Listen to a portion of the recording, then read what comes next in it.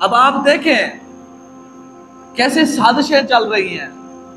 अमेरिकी सदर वो दौरे पे निकला हुआ है अरब कंट्री के अंदर। आप सब सोशल मीडिया इस्तेमाल करते हैं, देखिए कि हम मुसलमान कितने पस्ती में चले गए हैं। अपनी औरतों को सामने पेश करके डांस करा के डोनाल्ड ट्रंप का इस्तकबाल किया जा रहा है।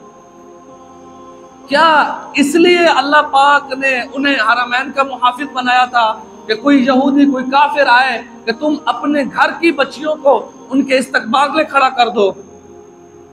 कोई उनको बड़े बड़े महंगे जहाज दे रहा है, कोई उनसे वादे कर रहा है कि मैं तुम्हारे मुल्क में आके कारोबार करूंगा, इन्वेस्ट करूंगा बिलियन ट्रिलियन डॉलर के अंदर। और दूसरी तरफ देखें फलस्तीन मुसलमान बिलक बिलक के मर रहे हैं। और वहीं उसी सरजमीन पे ठहर कर, उसी अरब की जमीन पे ठहर कर डोनाल्ड ट्रंप ऐलान कर रहा है कि सऊदी अरब इसराइल को कबूल कर ले, तस्लीम कर ले। ये मेरे लिए हौसला अफजाई की बात है। तो डोनाल्ड ट्रंप के ये बात कहना खाली मफरूजा नहीं है, ये बात उनके दरमियान तय हो रही है। लेकिन आगे दो जहां ने पहले ही हमें बता दिया है वैलुल लिल अरब, अरब के लिए हलाकत है। अरब शरीयत मोहम्मदिया को छोड़कर ये यहूदियों की गुलामी करेंगे। और वहीं रास्ता हमवार हो रहा है, वहीं रास्ते बन रहे हैं, बनाए जा रहे हैं। अबू ज़हबी में बाल खोले हुए लड़कियां, नौजवान, इस तरफ भी लड़कियां खड़ी कर दी, इस तरफ भी खड़ी कर दी, और उधर से वो सर हिला रही हैं नंगे बालों के। मुसलमान कलमा पढ़ने वाला, सहाबा किराम की खुद को औलाद कहते हैं, जो जिनकी कौम के साथ ये मुंसलिक हैं, अपनी तारीख भुलाए बैठे हैं। डोनाल्ड ट्रंप के इस्तकबाल के लिए नंगे सर से डांस करवा रहे हैं। क्या इसी दिन के लिए अल्लाह ने हमें कलमा नसीब किया है? क्या हमें इसलिए कुरान पाक अता किया गया है कि हम यहूदियों के आगे अपने सरों को झुका दें? तो ये अब आलमी साजिशें चल रही हैं। निस्फ सदी पहले लीबिया के अंदर मामर कदाफी ने सीरत नबी कॉन्फ्रेंस करते हुए एक बात की थी कि हम सब इब्राहिम अलैहिस्सलाम के मज़हब को मानने वाले हैं, क्योंकि अक्सर नबी जो है ना इब्राहिम अलैहिस्सलाम की नस्ल में से हैं। बनी इसराइल भी और आका दो जहां रहमतुल आलमीन के भी दादा इब्राहिम अलैहिस्सलाम बनते हैं। तो मामर कदाफी ने कहा कि हम अब इस दुनिया में सरजमीन में जितने भी मज़ाहिब बाकी हैं ना, ये इब्राहिम अलैहिस्सलाम की औलाद को मानने वाले हैं। तो हम अब आपस के इख्तलाफात को ख़त्म करें, एक इब्राहिमी मुआहदा तश्कील दें जिसमें हम सब, ज़रूरी नहीं है कि रसूलुल्लाह सल्लल्लाहु अलैहि वसल्लम को नबी माने या आखिरी नबी तस्लीम करें फिर हमें मुसलमान कहा जाएगा, बल्कि हम सब इब्राहिम अलैहिस्सलाम को मानने की वजह से मुसलमान बन जाएं। तो मिस्र के नायब सदर खड़े हुए थे हुसैन अश-शाफी रहमहुल्लाह, उन्होंने कहा उसी बयान में रोक दिया था कि आप गलत कह रहे हो। जो भी शख्स रसूलुल्लाह सल्लल्लाहु अलैहि वसल्लम पर ईमान नहीं लाएगा और उसे आखिरी नबी नहीं मानेगा वो मुसलमान नहीं हो सकता। आज फिर वहीं इब्राहिमी मुआहदे को तश्कील दिया जा रहा है कि तमाम मज़ाहिब को, दुनिया में इतने भी मज़ाहिब हैं, इनको जमा किया जाए, इनके अंदर जो इनके शियार हैं, जो इस्लामी शियार हैं, इनको ख़त्म किया जाए, इनको आपस में हराम और हलाल के फ़र्क को ख़त्म किया जाए, इनके आपस में शादियाँ कराई जाए, इनको आपस में इकट्ठे रहने का सलीका दिया जाए, नया माशरा तश्कील दिया जाए। तो ये बात काफिरों के लिए अब मुश्किल नहीं है। क्यों? हम खुद मुसलमान अपनी मीरास से कट चुके हैं। हम खुद मुसलमान रसूलुल्लाह सल्लल्लाहु अलैहि वसल्लम की तालीमात से दूर होते जा रहे हैं।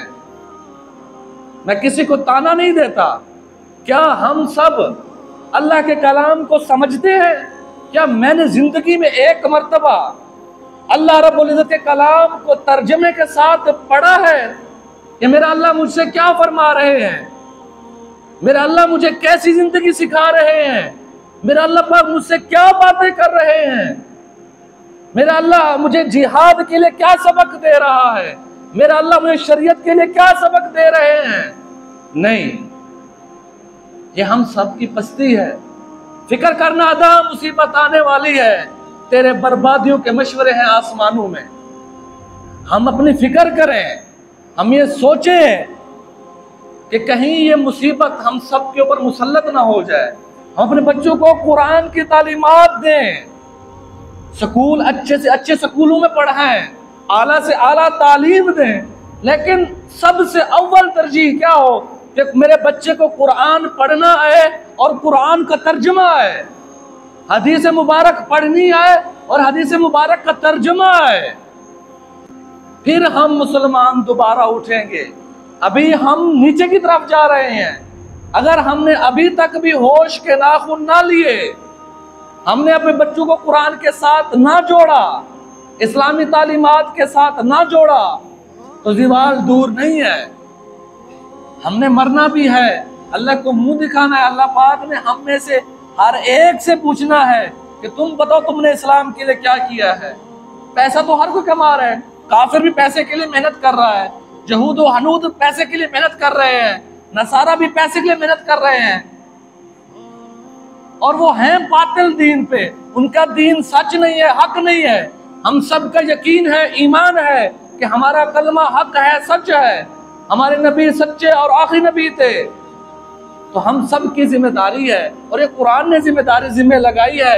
अल्लाह ने हमें बता दी है, कुंतुम खैर उम्मतिन उखरिजत लिन्नास, तुम सबसे बेहतरीन उम्मत हो, तुम्हें लोगों के लिए निकाला गया है। क्या लोगों के लिए निकाला गया है? कि तुम लोगों को भलाई का हुक्म दो, उनके साथ भलाई करो, साबित करो कि तुम अच्छे हो, तुमसे जो नफा पहुंचता है तुम लोगों को नफा दो, तुम्हारी वुसअत में जितनी कोशिश हो सकती है तुम अपने हमसाये को फायदा दे सकते हो दो, तुम रिश्तेदार को फायदा दे सकते हो दो, किसी गरीब इंसान की मदद कर सकते हो करो, और किसी गरीब किसी इंसान को बुराई से रोक सकते हो रोको, किसी की मुसीबत को दूर कर सकते हो दूर करो। ये कुरान का फैसला है। जब हम कुरान को पढ़ेंगे, समझेंगे, इस पे अमल करेंगे, फिर हम इस कअन्नहुम बुनियान मरसूस, इस आयात के, इस लफ्ज, इस कलमे के मिस्दाक बनेंगे। वरना हम बिखरे पड़े हैं। जब हम आपस में इख्तलाफात करेंगे, वे भी कुरान में बताया हमें अल्लाह पाक ने, ला तनाज़ाऊ, आपस में झगड़ा मत करो, फसाद मत करो, फतफशलू, अगर आपस में नाराज रहोगे, झगड़े करोगे, फिर तुम बुज़दिल हो जाओगे, मैदान छोड़ जाओगे, टोलियों में बट जाओगे। फिर क्या होगा? वतज़हब रिहुकुम, तुम्हारा रोब, तुम्हारा दबदबा सब खत्म हो जाएगा। काफिर तुम्हें मच्छर की तरह मसल देगा। हाँ, जब हम इकट्ठे होंगे, जब हम सीसा पीले दीवार बनेंगे, फिर ये भी कुरान ने कहा कि अंतुमुल आलौन इन कुंतुम मुमिनीन, तुम क़यादत करोगे, तुम पूरी दुनिया पे हुकूमत करोगे, इन कुंतुम मुमिनीन। अल्लाह ने कहा ये मेरी शर्त जरूर है कि तुम सच्चे मोमिन बनोगे। तब खाली कलमा पढ़ने से हमें क़यादत नहीं मिलेगी। ला इलाहा इल्लल्लाह मुहम्मदुर रसूलुल्लाह पढ़ने से हम दायरे इस्लाम में दाखिल तो हो गए हैं। ला इलाहा इल्लल्लाह पढ़ने की जिम्मेदारियां हैं, हम वो निभा नहीं रहे।